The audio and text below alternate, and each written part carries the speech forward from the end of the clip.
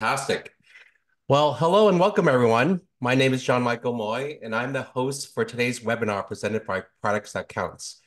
Product That Counts is a nonprofit dedicated to enrich the careers of over 500,000 product managers globally.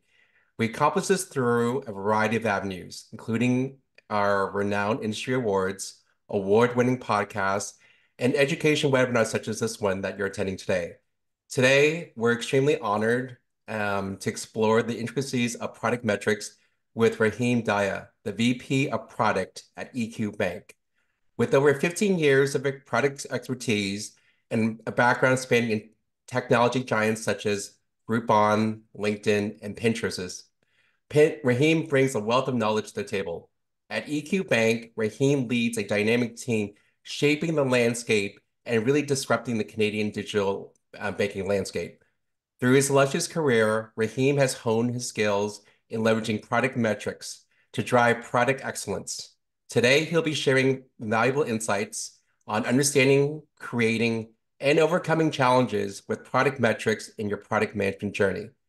Understanding and leveraging product metrics is crucial for any organization striving to become more user-centric and product-driven. Rahim will guide us through establishing the foundation, executing effectively, and harnessing the power of product metrics to sell in product management. Without further ado, I'd like to provide a warm welcome to Rahim. Thank you, Rahim, for gracing us with your expertise today, and the stage is yours. Awesome. Well, I'm excited to be here, and thank you for having me today.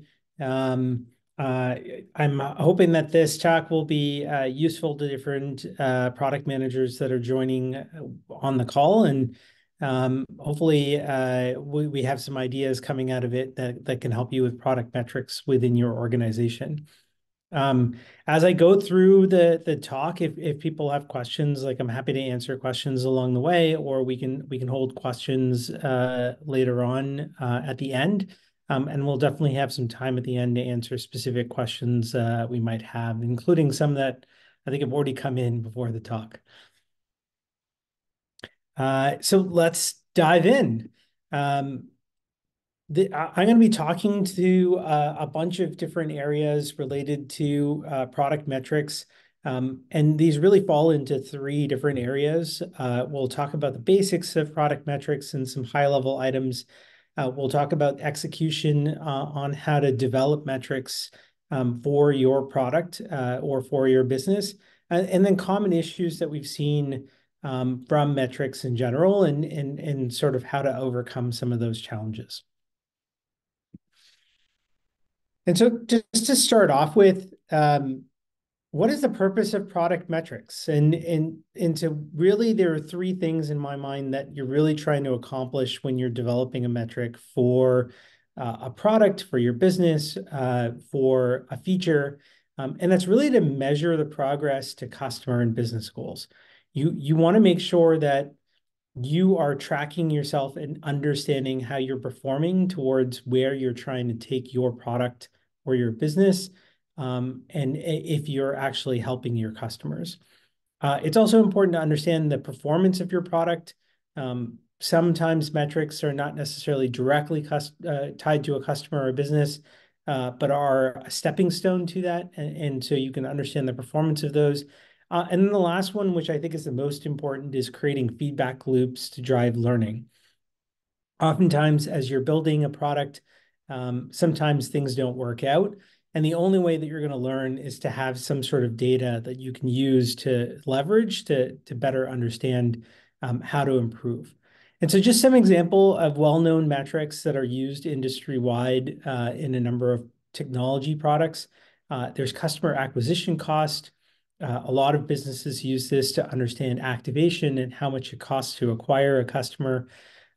There's for emails, click-through rate and CTRs, they're the most frequently used metric to understand if emails are resonating with customers.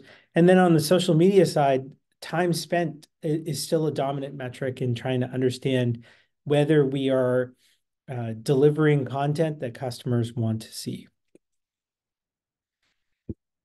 And so one of the most important things that you can do as a product manager, and I think this applies to all types of product management across companies, is be able to say, this is what I plan to do, set up a product strategy and really just set forth, this is what I want to deliver, and then actually deliver on that goal.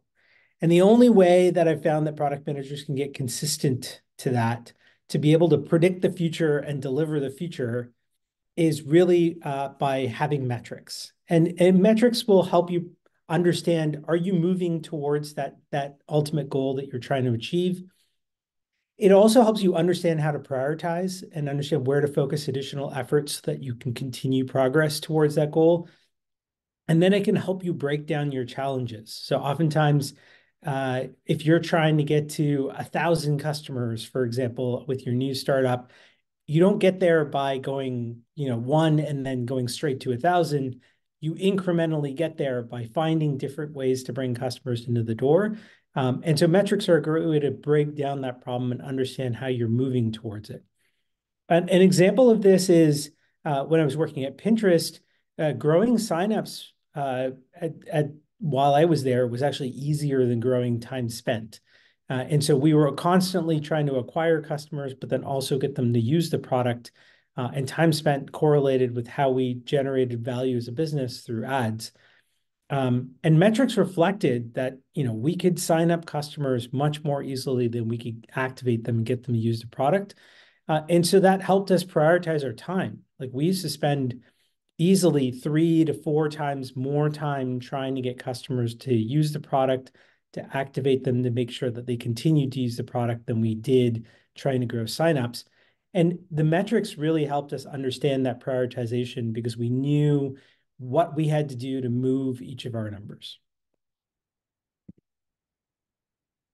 And the last piece on the basic side is just I follow a product philosophy of win or learn. I'm always trying to take advantage of the fact that sometimes we're going to hit our goals and sometimes we're not. And if we're not hitting our goals, the best thing that you can take out of that outcome is to learn and make sure that you can do better the next time around. And so metrics afford you feedback loops that really help you understand what happened and potentially also what you could do differently. So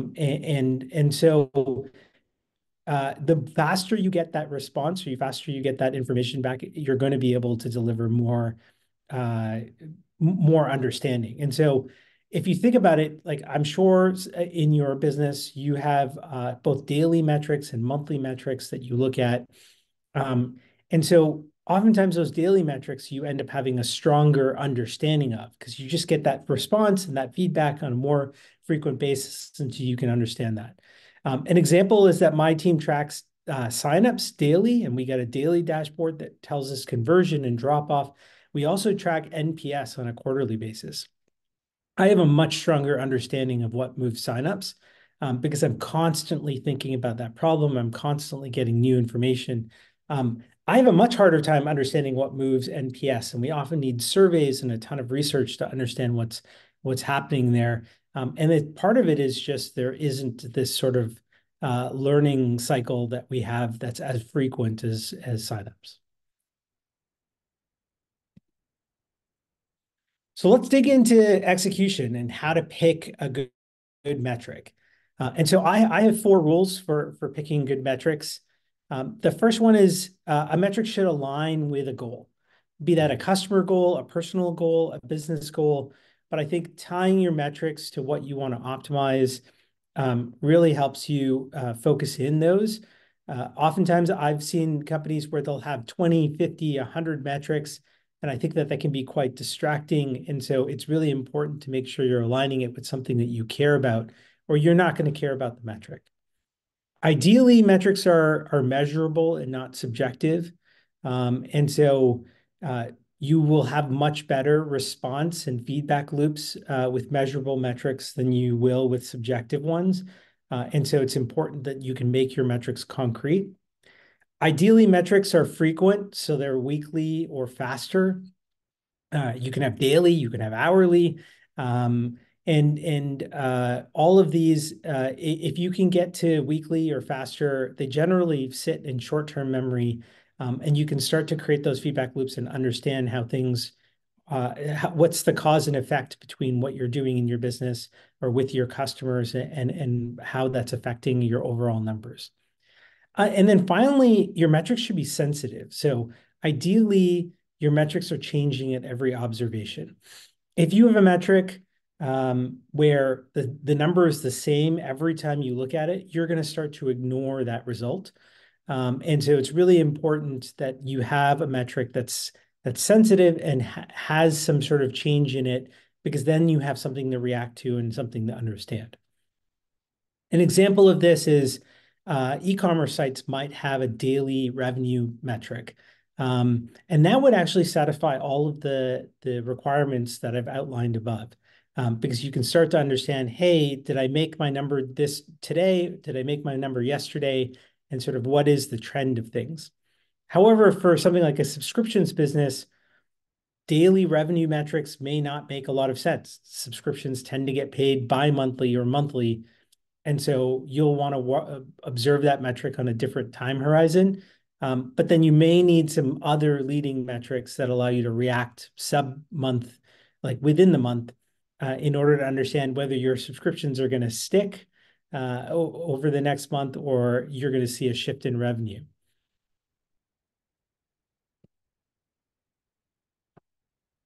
The other part of execution is setting goals and baselining those metrics. And so you want to make sure that you're setting those metric goals in the context of your product strategy or your annual plan. So ideally, your metrics should roll up to a bigger initiative that you've planned out in your strategy, or a goal that you've set in your annual plan. And being able to tie those together will drive meaning within your metrics. And so making sure that you can explain why you're working on this specific feature and how this feature ladders up to your overall plan will be important to motivate the team. It's important to understand, when you define a new metric, how that has performed in the past. So ideally, you can extract some information from your data to understand what is the historical change in this metric. And you're not just looking forward, but you're also looking back. So an example of this is if you were looking at revenue and you were trying to make a prediction for what goal you wanted to set for at the end of this year, one of the inputs that you can look is past performance to understand how you're trending and how you're going to eventually achieve that goal, or if the goal that you're setting for this year is even realistic. And then finally, there's oftentimes metrics where you just don't have that history, or you just don't have the ability to set some sort of baseline, or it's hard to observe this metric. And then for those, I generally have like a rule of thumb. And the main point of this rule of thumb is really to start you. So if you can start with sort of a simple guess on what you should be trying to optimize for, then as you observe the metric, you can get some feedback and you can get much better or more accurate in your predictions. And so easier to move metrics, I usually just put, if it's a new metric and I don't have a way of baselining it, I'll usually say, hey, can we move this by 10 to 20%? Average metrics, 5 to 10%, and really hard metrics, sort of 2 to 3%. And so I generally use those if I'm stuck and I really can't figure out how to start. One of the other pieces that I wanted to mention when you're setting your goals is you have the concept both of top-down metrics and bottoms-up metrics drivers. And so tops down will be those one-time objectives. Usually this is an executive on your team giving you some initial project and saying, hey, let's go do this specific thing or launch this new product for our company. And so those tend to be step function changes. They're the first year of a product. They offer you something new, and those allow you to really have a big one-time impact. Then you'll also have bottoms-up metrics drivers, and those tend to be the persistent objectives. So that, like, when you're optimizing an experience, when you're fixing bugs, when you're trying to address the little problems in your business, those can actually add up to a lot. And they help you really drive consistent delivery in your business. And so those tend to be, year two incremental changes. But what I wanted to show you in the chart that I put up on this slide is really how those can can bring things together and drive the overall business. So if you look at the lines at the bottom, let's say I have 5 different products, and every year I launch a new product and I continue to optimize existing products, and I'll have diminishing returns on those. If you look at each of the products, the first year they do great. Product one will have 10 million in revenue, and in the second year we'll get 4 million more, so we'll get to 14 million, and the third year we'll get another 2 million on top of that, and so on and so on. And so every time you launch a new product, you get this one big boost. But eventually, all of those other products that are in their second, third, fourth year and earning incremental dollars can also help drive up your revenue.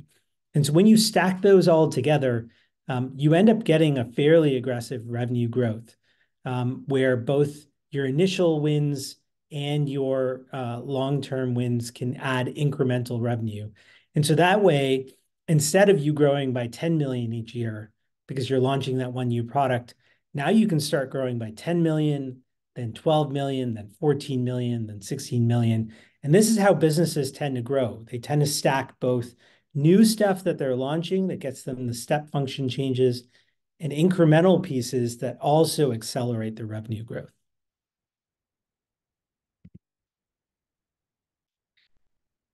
So as we're talking about execution, we have both quantitative and qualitative metrics.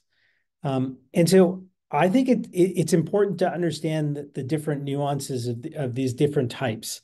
There are metrics require shared understanding of how to impact the metrics. So it's important that your team is bought into metrics. They understand how they're going to work.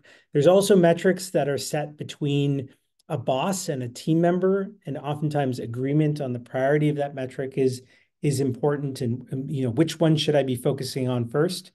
And then sometimes you'll have stakeholder metrics where you need to have a shared understanding of how the whole organization can impact that metric. So think about, you go to your town halls and you're understanding the metrics for your overall company. It's important to make sure that you're aligning on those. And those metrics can come in 2 forms. Quantitative metrics. Quantitative metrics are much easier to understand. I think that most people can relate to the fact that if you have something that's a number, it's easy to understand how you can necessarily impact it. But oftentimes quantitative metrics have difficulty they tend to be very specific, that they oftentimes can encompass a whole problem. And they can sometimes be hard to measure or keep up because there's a lot of work required. And so sometimes you'll also require qualitative metrics. And I think qualitative metrics in particular can really be useful in keeping focus on things like mission and vision and culture, and making sure that you're thinking about these abstract items that are also important to your business. The challenges that you're going to run into is changes to the metric are affected by perception and sort of context. And so like an example of this is for goals at EQ Bank, we have both quantitative metrics that we're trying to actually see how people are impacting the business. And then we have qualitative items, like, for example, are you collaborating well with other team members? Are you sort of showing commitment to the business and making sure that you're working well with your partners? The challenge that we always have with qualitative metrics is everyone thinks like they're doing perfect on them. They're very hard to say, hey, I'm a 8 out of 10 or a 9 out of 10 or a 10 out of 10. Whereas quantitative metrics tend to be much easier at understanding.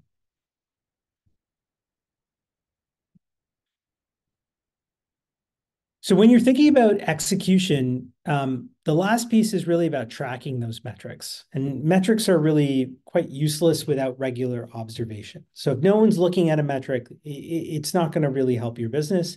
And it's important to make sure that your teams, not only you as a product manager, but also your entire team is regularly seeing this metric. And so ideally, metrics are viewed daily to weekly. You can't create those feedback loops unless people are actually observing them and reacting to them in the context of how they're working. So it's important to create that regular observation behavior.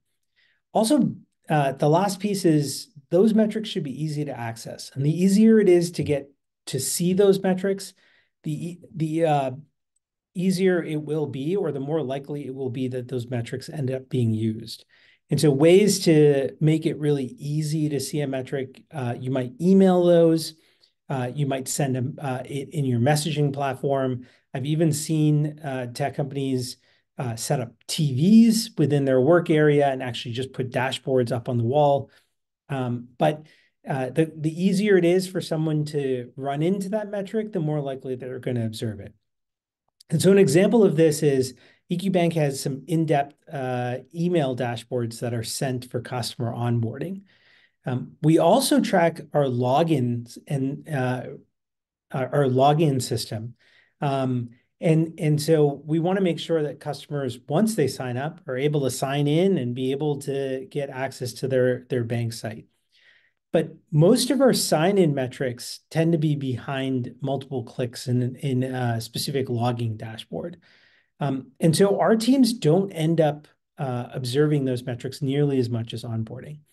And so oftentimes, if we see a drop in sign-ups to the site, we will know this within 24 hours. The team will immediately start trying to diagnose what happened. We'll try to address that and fix things very quickly. If we started to have sign-in problems where people are already a customer and they're trying to just access their bank account, oftentimes we don't even recognize that there's a problem until we get a call from a customer. And so a big challenge that we're trying to address is that we don't get those alerts in a convenient place. It doesn't show up in our email, we don't get a message. And so because of that, people don't catch things before our customers catch them. And that's just not a great experience for our customers. And so we're always trying to find ways to bring those metrics to the people who have to view them, as opposed to forcing people to go seek them out.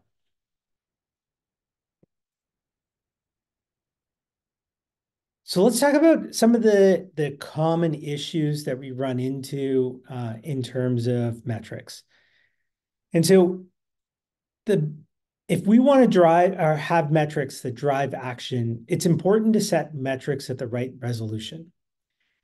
If you have very broad metrics, those metrics won't change frequently enough, and it'll be really hard to observe. So an example of this is, let's say you were tracking revenue to date. Late in the year, you're going to start to miss potentially meaningful changes by looking at a macro number. So let's say your business earns $3 million per day. If you were to earn 2.6 million and you were only looking at the total number, then you would see your dashboard go from 1077 to 1080 because you'd be rounding that last digit. And so you might miss 400K revenue, which is meaningful on a $3 million run day. But from looking at too overly broad of a metric, those roundings will wash that out. If metrics are too specific, it might cause you to miss the big picture. And so an example of this is at EQ Bank, if you look at signups by age group, so if we break things up by age cohort, we actually see that our overall conversion rate is increasing for each age group. And that's because we're starting to see better sign-up performance because of improvements that we're making to our onboarding process. However, if you look at the overall conversion rate, our conversion rate is dropping. And one of the reasons for this is we're starting to see mix shift from older customer signups to younger customer signups. And our older customer signups tend to have a higher conversion rate because of the ways that we're able to sign them up. They tend to have access to a credit file that allows us to sign up customers faster than younger customers, where sometimes we need to default to a photo ID identification system. And so if we get too specific and we start to split up our data too much, we might think that we're doing great, even though we have some negative trends within that data.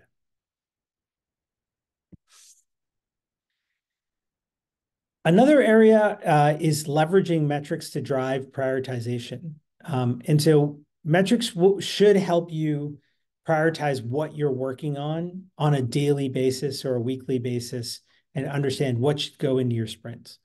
And so having too many metrics can lead to this paralysis.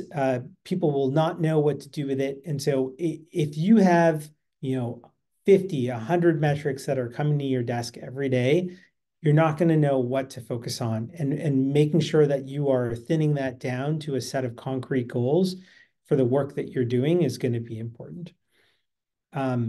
So I generally like to focus on a few global metrics, those tied to my overall strategy, my overall plan. And then I try to focus on specific metrics for each of our pods that are working on subsets of our business. Global metrics tend to be more constraints when I'm thinking about my week. And so if global metrics are going down, that's really bad. We don't want that. If our overall signups or our overall revenue is going down as a bank, we don't want that to happen. But also based on what we're working on this week, it might not go up. And so generally, I'm just trying to make sure that that's not performing in a negative way. Uh, Goal metrics, though, should be going up or you're not focusing on the right things. And so if you're starting to see stale performance over the short term, over a week or 2 weeks or 3 weeks, then you're not actually moving towards your metrics, and you should be reassessing what you're focusing on. So an example of this, of how I drive prioritization while I'm working on our products, is in our one-on-one meetings, I'm regularly asking the team about how they're performing on their goal metrics. Do we have a plan to affect some of the goals that we've outlined for this quarter? And we discuss, why have metrics changed? How will future work align with these metrics? Oftentimes, one of the fun ones that we run into in terms of prioritization is sometimes a team has 2 or 3 or 4 metrics and they've met one of their metrics goals for the quarter. And I often use this as a time to point out that we should just stop working on that metric in favor of others. Because if we've met our goal, we need to make sure that we're also achieving balance within the business on what we're moving. And so that's a sign to say, hey, this metric's easy. You don't need to spend a lot of time on it. There's other metrics that we haven't moved that are harder, and we need to pour more of our attention and effort into them.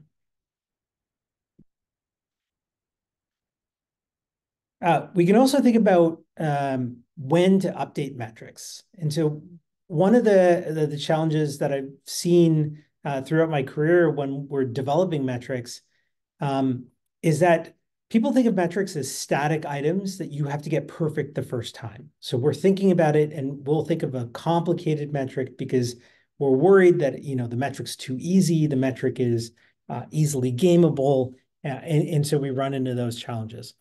I try not to overcomplicate things when it comes to setting those metrics because metrics are not static. They should change over time. You should be revisiting the metrics that you want to use to measure your business.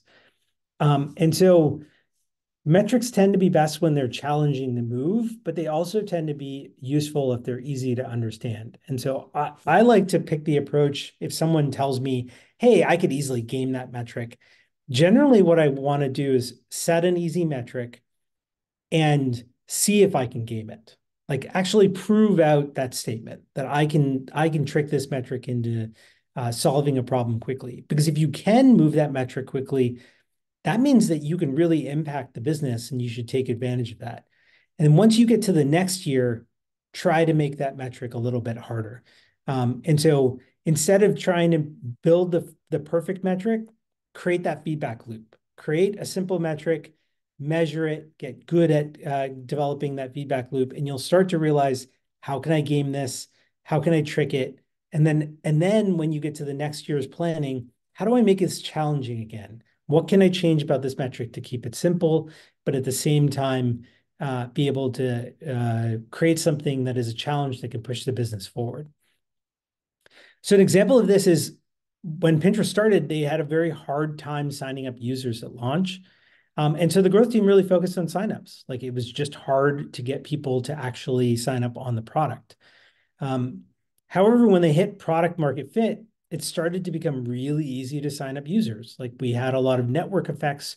People were talking about it. We benefited from word of mouth and SEO. And so the company pivoted what the growth team was primarily focusing on to user retention, because they were literally signing up hundreds of thousands of users every day. And so that we had a slightly different problem that was occurring, which was if customers would sign up and they wouldn't start using the product, we would start running out of users in specific countries to sign up or like that are easily accessible from a digital perspective. And so as time changed and we got good at achieving one of our metrics, we shifted the game and focused in on things that are challenging for the business to make sure that we're capturing as much value as possible.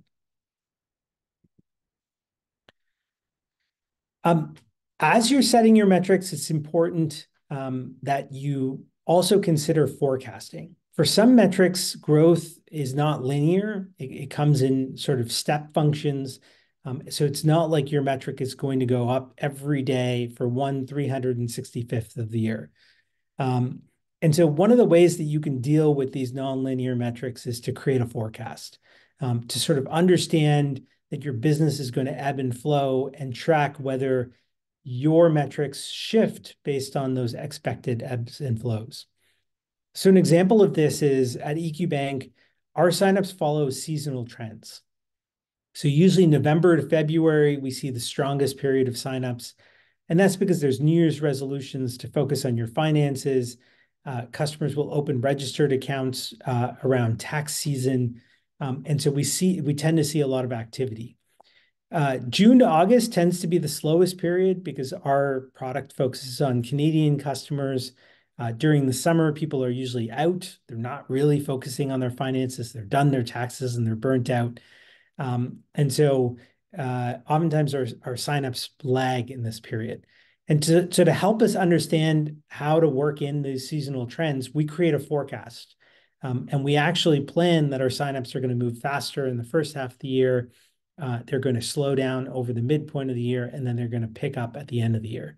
And so having that forecast allows us to understand, are we pacing at the right pace to get to our annual goal without having to just look at things from a linear perspective and freaking out every summer.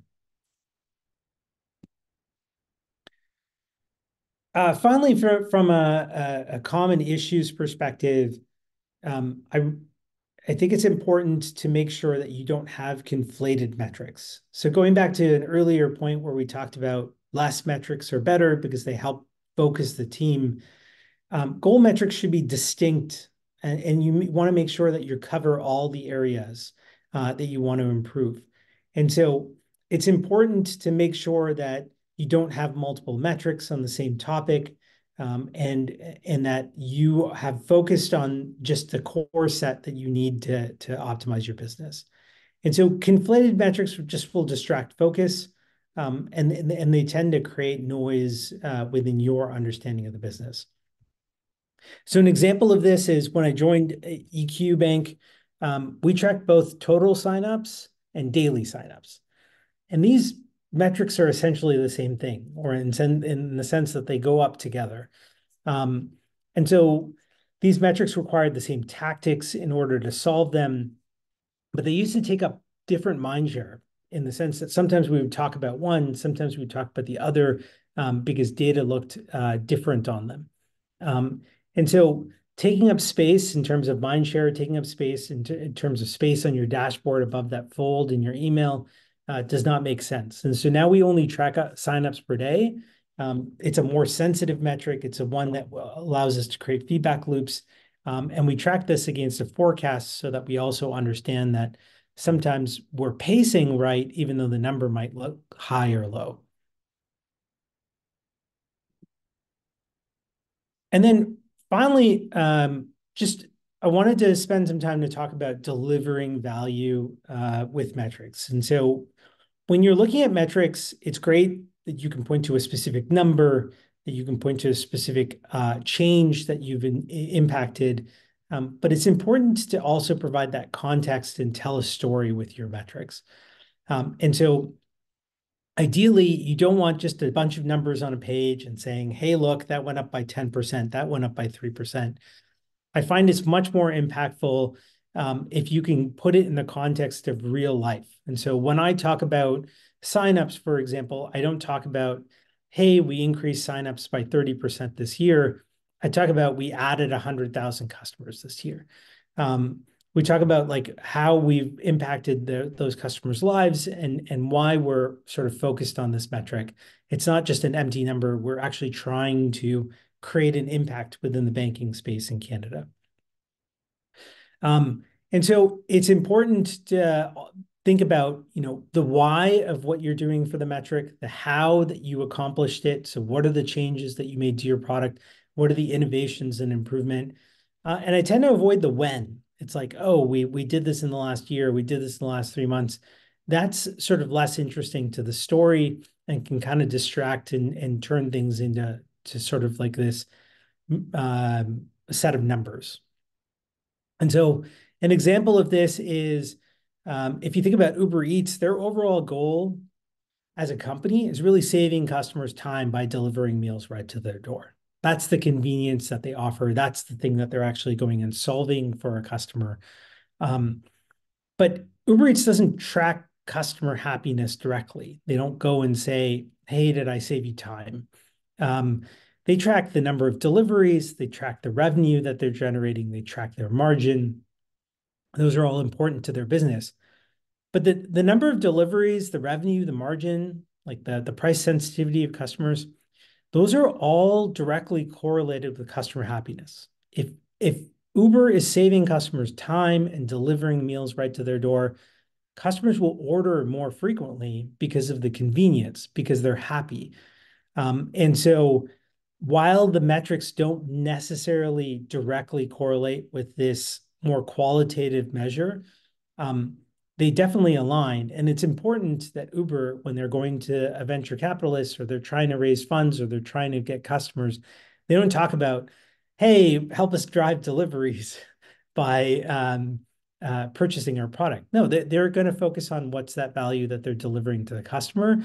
And their metrics are really proxies to break down that problem into ways that they can impact the customer experience.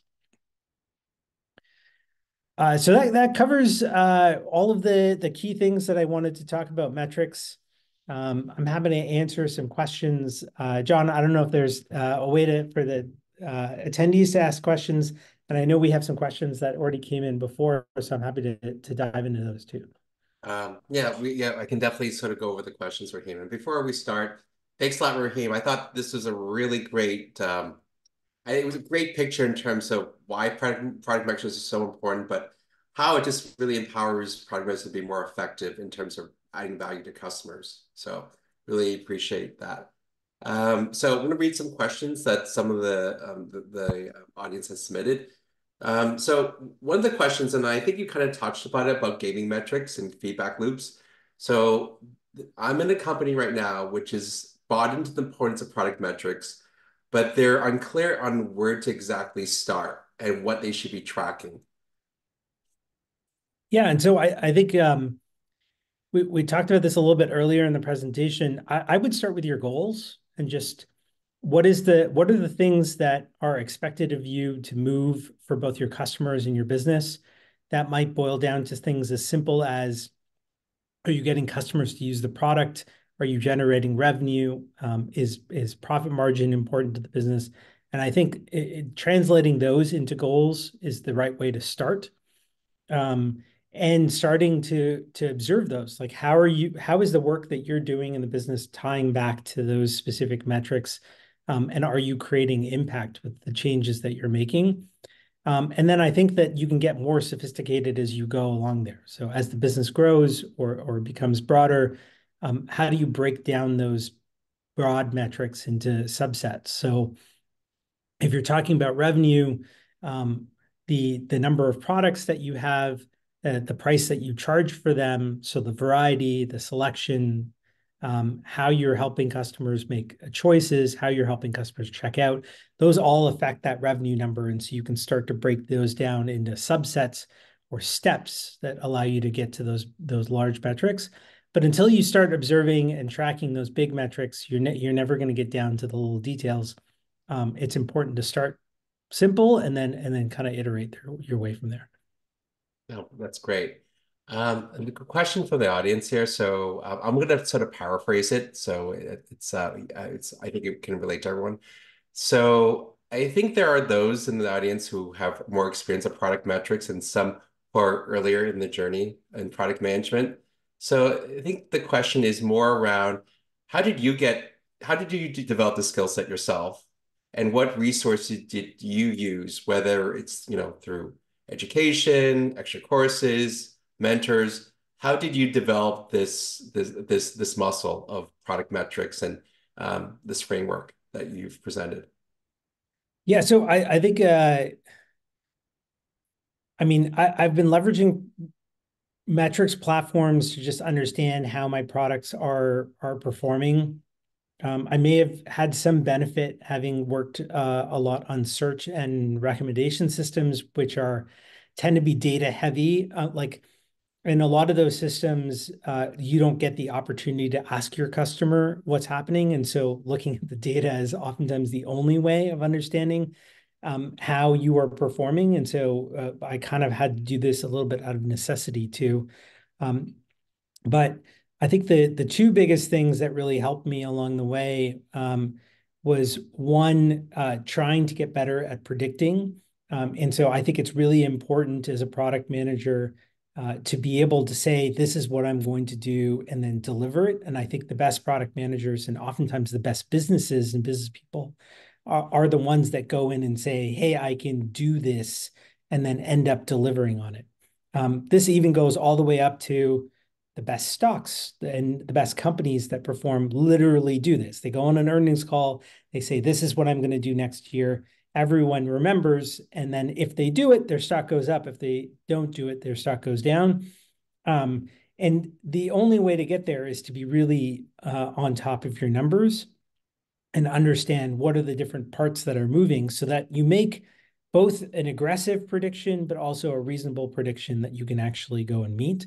And so, me wanting to just get better at delivery was one of the main reasons that I focused in on metrics.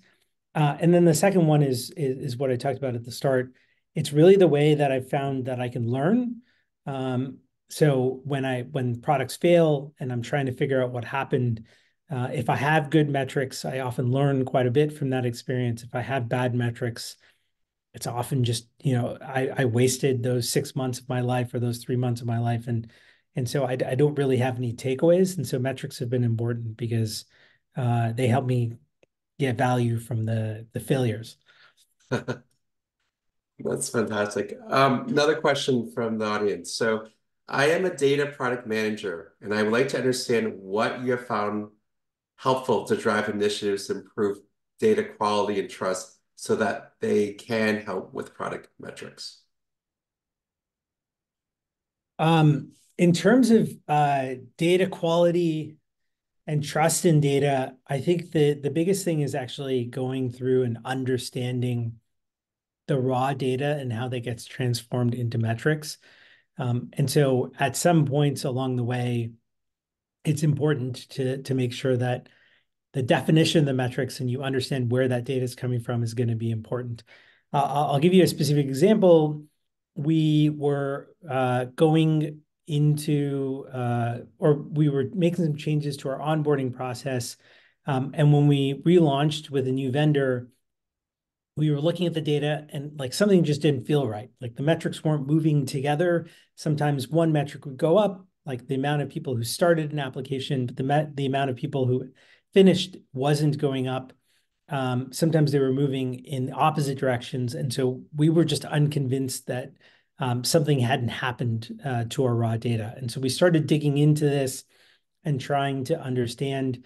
And we found that some of the records weren't making it all the way from our raw systems all the way into our clean data that drove our dashboards. Hmm. Some of this will come from the fact that we had been observing this dashboard for multiple years at this point, and so we knew where it would act funny and where it didn't act funny. And so we knew to some extent that the change that we'd made was more likely the cause as opposed to a change in behavior of our customers or who was signing up on the site. but getting into understanding the raw pieces, or what are the way I think about it is, what are the drivers of the dashboard data is going to be important to help you problem solve and sort of understand those pieces. And then I think the other piece in terms of the data is just making sure that you have a way of accessing clean results. If you have a lot of raw data that's not clean, that needs a bunch of changes, this goes back to what we were talking about on accessibility of that data. The more inaccessible it is, the less likely you are to use it and engage with it. And so it's super important that data is really accessible. So I think one of the biggest things that a product manager can do is when they launch a feature, making sure that that data is shows up and is cleaned automatically. So something is taking that raw data and turning it into clean data, so that shows up in a database, or even better, in a dashboard that's sent to your email, so that you can actually use that data on a consistent basis.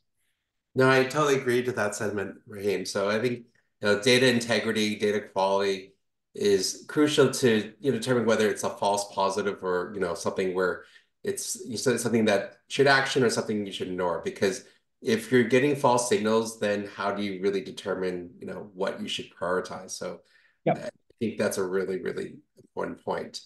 Here's another question. If you don't have tracking for a given metric, should you wait to put the metric tracking in place before delivering improvements? So it's really a chicken egg thing. Do you action or track? What's more important? I don't want to be absolutist about this, in the sense that sometimes it's just completely obvious.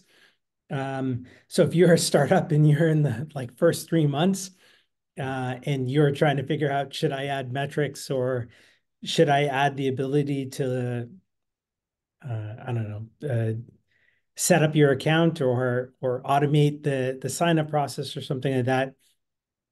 Sometimes there's just like a feature that you have to go launch. And I think that that's fine. You don't have to have metrics for everything, especially if there's other ways that you can get that data. Like maybe you're in a business that only has 100 customers and you can talk to all 100 customers. Maybe you don't need metrics right away to go solve that. But I would say, if you're doing anything at scale where you're not able to talk to your customers, or your customers don't have an easy route to get to you, then not having metrics will mean that you're just taking shots in the dark.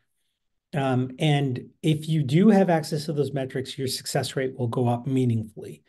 And so I think that if you're not able to talk to your customers, or you don't regularly engage with a large percentage of your customer base, say like 30-40% or more, then putting those metrics in place is going to help you pick the winners way better than just taking shots in the dark based on your intuition. Yeah, and I would also add, I think this also happens in enterprise companies too, because when it comes to tracking, a lot of times there's a team that provides tagging for reporting, and I think there's always a lot of intake that team may take. So I think sometimes it comes to prioritization, which happens whether it's a startup or a bigger company. So I think there's a little bit of that could be causing some delays in providing product metric tracking. Okay, so here's one. You spoke mostly about uses metrics. How do you think about other types of metrics, such as system performance, security, privacy, and data quality? Yeah, so I think that those types of metrics can be important. The way I think about those is, though, they tend to ladder up to drivers of your top line metrics, so your customer and business metrics. So if you're having high fraud rates, that's going to affect how your customers engage with your business. You're going to have drop off of customers. People aren't going to trust things. You're going to see effects in your revenue. Same thing if you have system performance.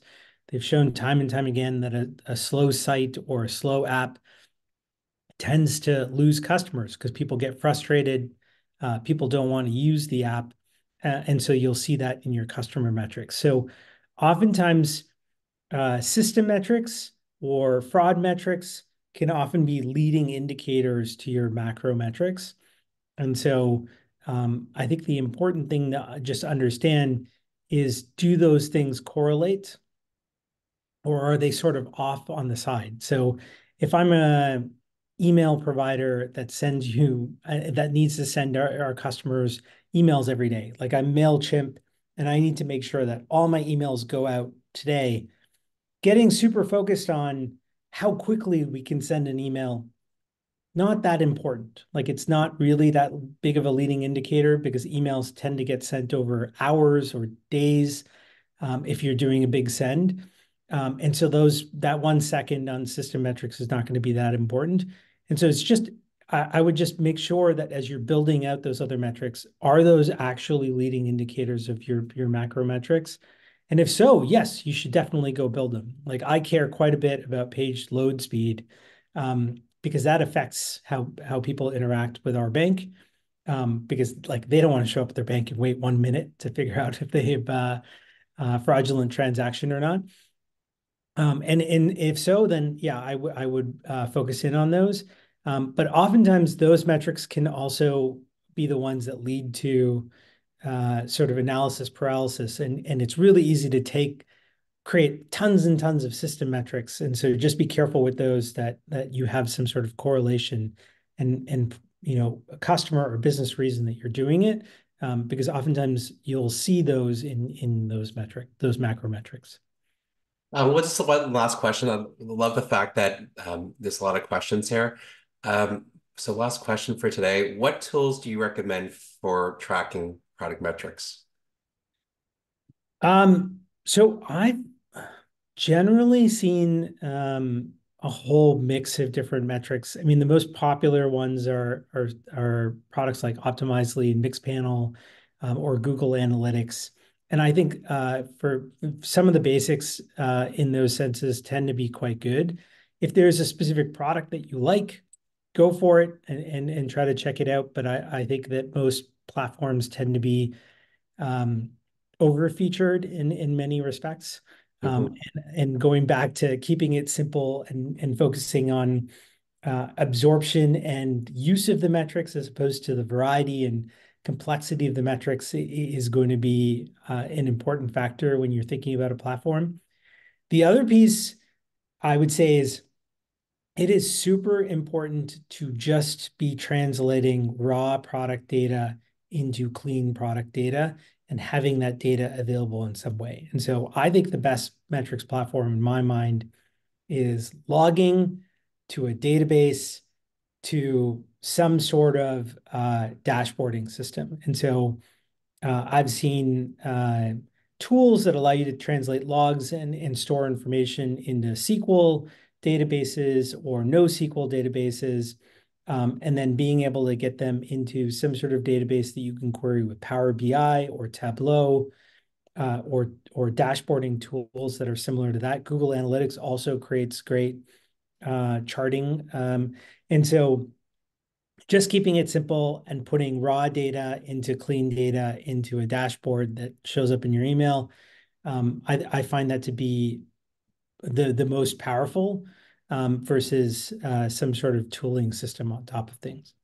And I think that really highlights to one of your earlier points, Rahim. It's really more on accessibility, empowering the organization to have access to that data and then to action it. And I love the example that you mentioned EQ Bank in terms of how it's essentially frictionless for all employees to just see movements in the data and essentially action on it versus trying to mine through and figure out, is something going up or down. So I think it really speaks to also how EQ is just really reacting to customers and being really agile in providing better experiences. So I think again you've kind of shared the secret sauce in terms of how EQ Bank is changing up the banking experience for Canadians. So thank you for sharing that. So one of the things I did, thank you to the audience for all your questions. And I know there's some other questions that we can get to, so feel free to forward, and we can sort of I can always send provide answers on that. On behalf of the Products That Counts community, I want to thank you, Rahim, for sharing all your valuable insights on how to leverage product metrics to create higher value for our customers and creating better outcomes. And for those who are on the webinar now, please be in the lookout in your inbox as we will be sharing the recording, as well as making it available on the Product Accounts portal so you can share it with your colleagues. Until then, thank you very much, Rahim. Thank you. Hope you have a good evening and good night, everyone. Thanks. Cheers.